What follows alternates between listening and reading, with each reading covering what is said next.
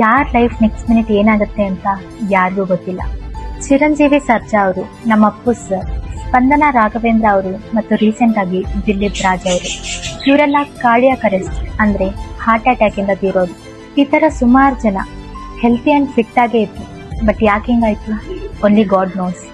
Healthy ಇದ್ರು, fit ಇದ್ರು, smiling ಇದ್ರು, but one sudden heart attack and everything change.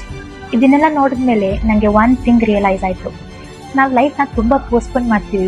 Like ಒಂದಿನ ಹ್ಯಾಪಿ ಆಗಿರ್ತೀನಿ, ಒಂದಿನ ಟೈಮ್ ಸ್ಪೆಂಡ್ ಮಾಡ್ತೀನಿ, ಒಂದಿನ ಲವ್ ಎಕ್ಸ್ಪ್ರೆಸ್ ಮಾಡ್ಕೋತೀನಿ. ಬಟ್ ಹಾನೆಸ್ಟ್ಲಿ ನಾವು ಥಿಂಕ್ ಮಾಡ್ತೀರಾ ಆ ಒಂದಿನ ಬರ್ದೇನೂ ಇರ್ಬೋದು.